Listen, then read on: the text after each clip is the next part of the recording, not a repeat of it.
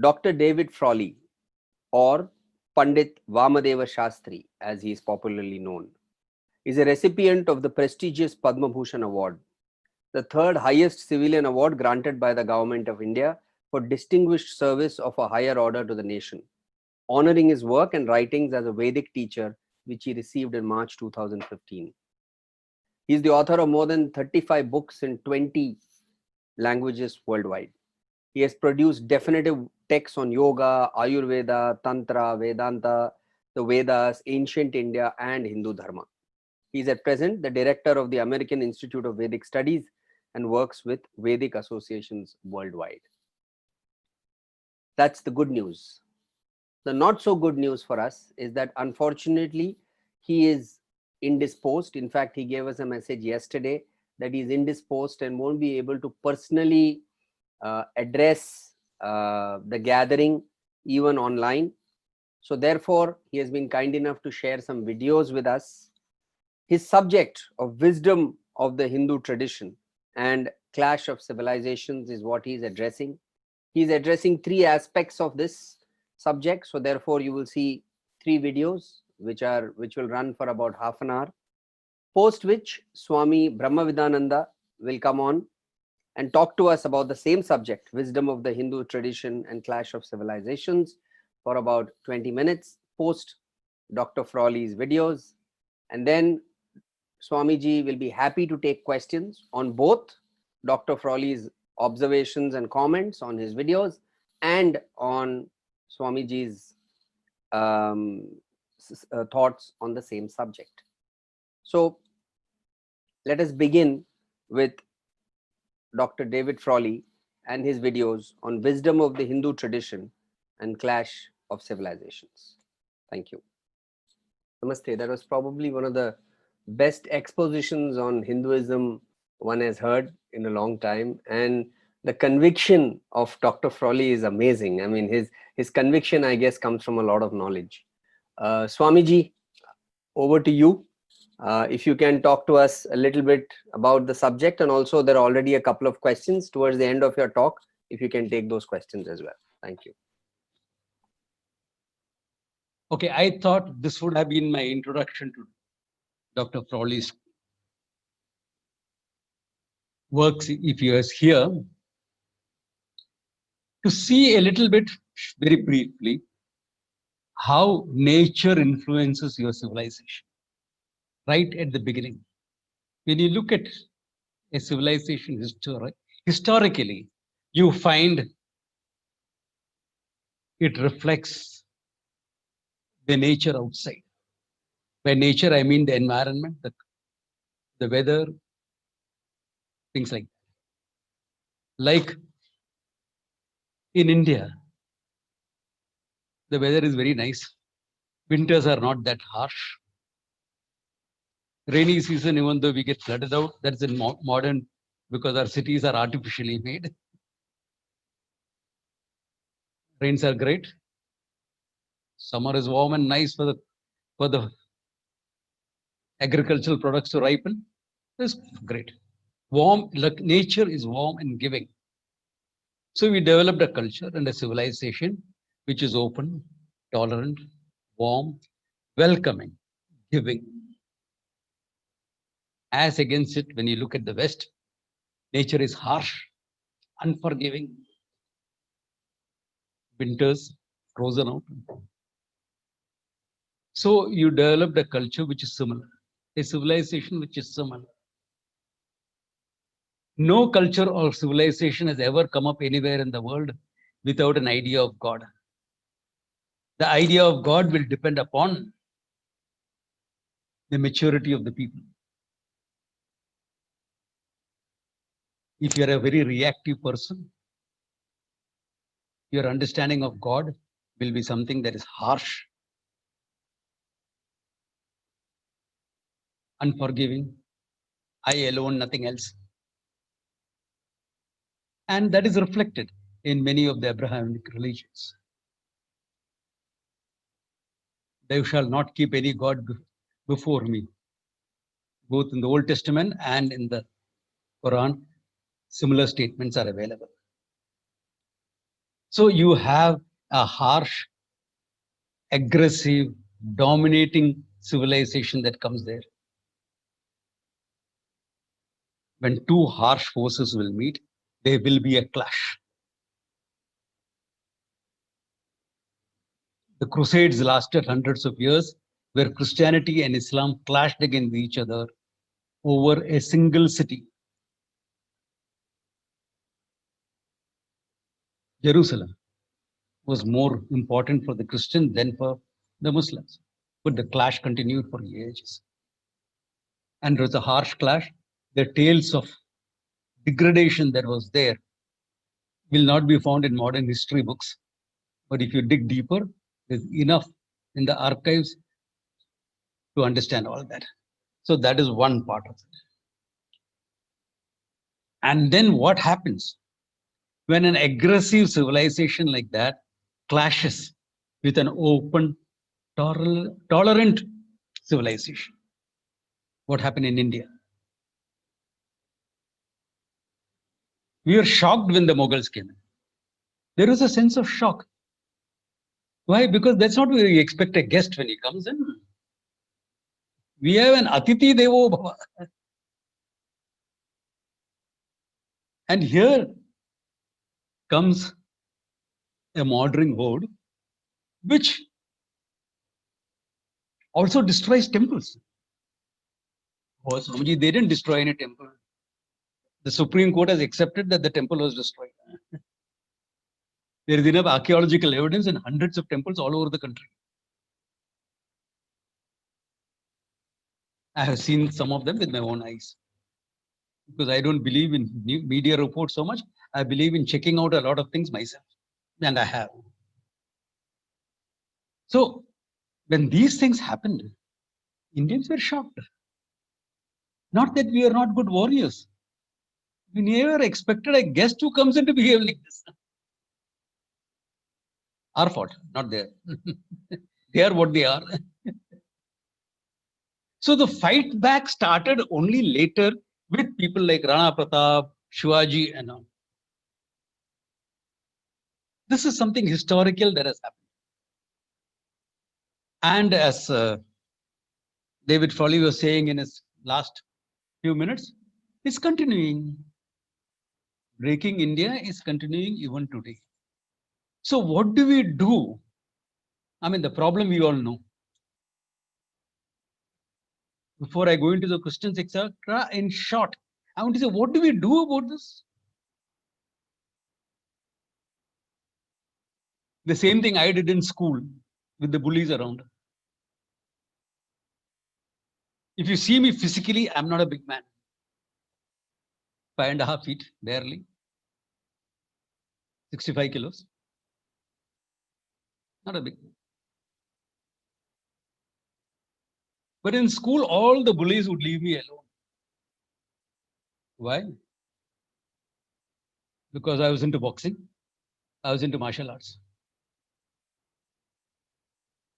You leave me alone, I leave you alone. We need to do the same thing. In the sense, as a country, develop economically, militarily. First, that let us leave it to the government, but let us support the government. The government is doing a good job. People say economically we are in recession. Yeah, we are. Because of the pandemic, we are. Okay. And I have made this statement at the beginning of the pandemic that by the end of this financial year, we'll be practically out of it. And I still stick to that. You can verify it in a few months' time. Government is doing a good job. Militarily, you know what happened with China. This is not 1962. So government is doing a good job. Let us support the government. Individually, what is it that we can do? First, know your own heritage. Be proud of your own heritage. Don't be ashamed of it. Don't hide it. Don't hide the fact you're actually going for a Gita class. I'm not saying you should wear your religion on your sleeve or on your forehead. If you want to do that, you're welcome to. The Lord has given me a forehead where nothing sticks. So I don't wear it.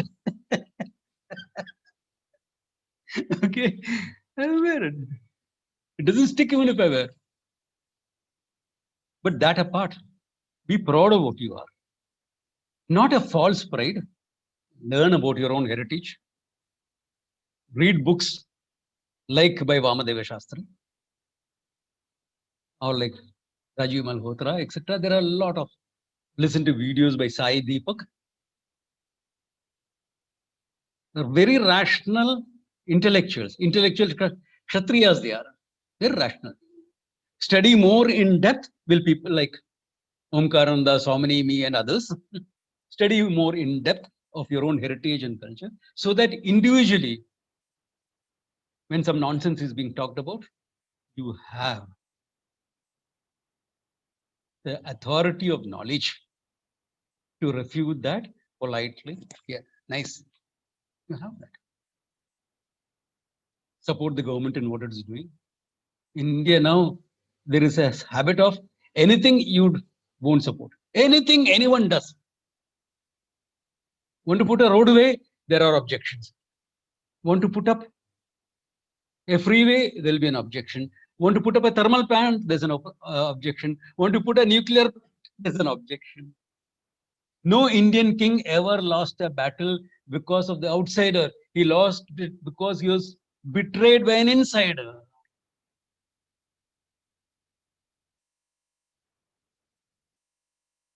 Therefore, let us become strong enough, knowledgeable enough, so that in our own circles, people understand what it really means to be a Hindu. We need not be like them. We need not be aggressive like them. So dharme nidhanam shreya paradharman subhayavaha. Krishna says that. Death in your own dharma is better than following somebody else's dharma. In a larger context, is applicable here itself. You don't have to be aggressive and things like that. But we have to be strong. We have to grow. Walk softly, but carry a big stick. That big stick is your military might, your economic might, your knowledge, the might of knowledge that you have. But so much economic might, etc., is not in my hands. You can do the minimum thing necessary, pay your taxes. Don't give black money. But Sanjay, this is small. Yeah, it's small. But the politicians are like that. Yes, they are like that. What are you doing? What is it that you are doing? What is it that you are doing? Like Karthika here is, I have a question here. I'm going to blend the questions and my talk together. Okay. So one flows into the other. Like Karthik has asked the question, what are the options available today to contribute as an intellectual Kshatriya? Can Hinduism get funds and people to fight the battle with other religions? I've given you the answer already. How much funding does it cost to create a few YouTube videos and put it up? Really? Really, how much does it cost?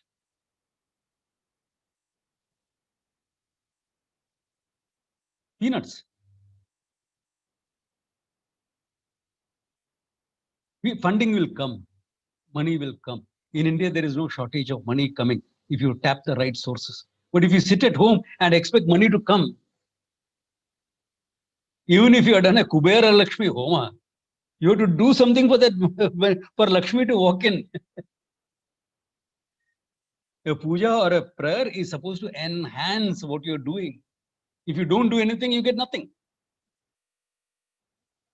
So do something about it. Start in your own small way. Debate with some youngsters. But for that, you need to be knowledgeable. So learn. Understand your own heritage.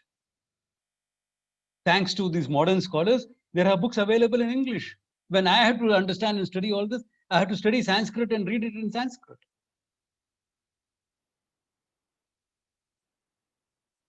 Another question that has come up here, how do we deal with the divisive politics, particularly in South India, that is promoting Aryan Dravidian divide? And unfortunately, Hindus are also subscribing to that divide.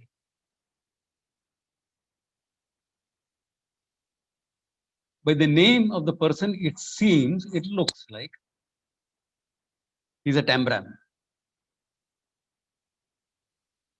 Okay. And to an extent, we invited this on ourselves by trying to keep this knowledge exclusively to our Brahmin community. Wherever Orthodox Brahminism became high, there was a revolt against it, whether it's in terms of Dravidicism or communism. So let us start in Tamil Nadu by being more inclusive. The Kanchi Acharya did it. The Perivar who is no more, he did it. He had to pay a price for it with a false case, etc. against him. But at that time, no Tamilian had the guts to protest against it. I'm sorry. I don't know where the Shankara Kaikirya Sabha was at that time. They disappeared. It's my guru who was the first person to go and meet him in jail. It's the VHP who did something, not the Kaikirya Sabha. And you will not get the support of the people also in Tamil Nadu unless you start being more inclusive. You say he's a non-Brahmin and want to keep him out of your activities. How do you expect him to support you when you are in trouble? How do you expect him not to fall for the divisive politics? Question yourself. The Kanchi Perivar did it and he changed and he went around doing things. All of South India respects Kanchi Perivar. Do you have the guts to follow in his footsteps? Or you just want to talk?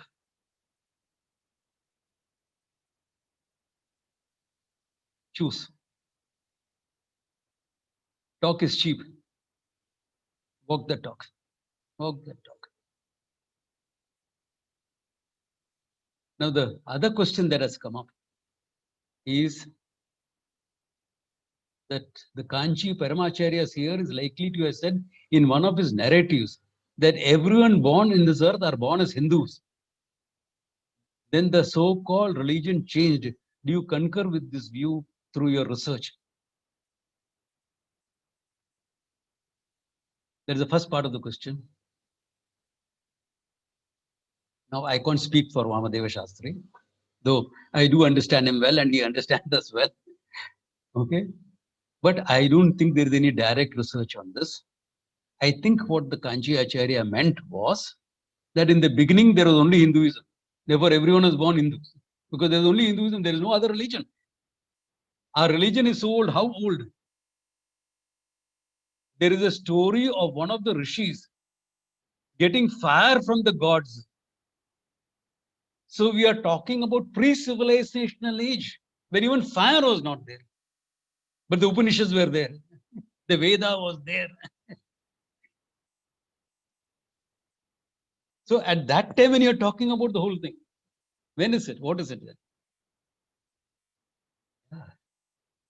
So I think in that context, the Kanchi Acharya may have made the statement that everyone is a Hindu. Then other religions came up. In fact, we didn't call ourselves anything. We called ourselves the followers of the Veda. Either you're a Vaidika or an Avaidika. You followed the Veda or you did not follow the Veda. That's all. That's why we have called it Vedic Wisdom Festival, not Hindu Festival. Vedic wisdom. Which religion? That is the first, Hinduism or Buddhism? Come on, what a question is that? Even your school history, which is of course full of errors, will still tell you that Buddha was later. No? Buddha is only around what? What is Buddha's time? 5th century BC, roughly. Roughly. Whereas as I said, Veda is prehistoric. Veda is prehistoric. even by the calculations of people like Vamadeva Shastri, etc., it is at least 5,000, 6,000 BC. Yeah. So where is the thing? Where is the question of Buddhism being older? Buddhism came much later, much later. In fact, Buddhism generally was considered as an offshoot of Hinduism alone. Later on, of course, socio-political identities, etc., came up. Buddha never called his religion Buddhism. He only had a Sangha. But that every master had a religious order. Like we are all Arsha Acharyas. That doesn't mean we are separate from the Vedic tradition. No, Arsha means Vedic, that which has come from the Rishis. So similarly, Buddha had a Sangha. Sangha meant a group, that's all. So in that context, it just came up. So Buddha never even wanted him to be separate as Buddhism. In fact, the first Buddhist text was written by a writer called Nagarjuna and Ashwagosha. This came 500 years after Buddha's time. So the written works of Buddhism is much later. It's about 2000 or a little bit more than 2000 years old. That's all. Is there any other questions that people want to have? I can't see any more questions. Can you see? That's it? I think that is it. So following a tradition, I think we are stopping well within time. Okay. I thought I just, because all of you may be a little bit bored listening to too many videos, I thought we'll have a little bit of a live presentation itself. If there are any questions you can shoot, or since there are no questions on this topic, at least on this session, I can hand it back to Suresh and we can do the wrap up. Thank you. Thank you, Swamiji, for throwing light on the topic and telling us what we can do as individuals to protect and propagate Hinduism on both levels. Thank you very much for the insights and for answering all the questions as well.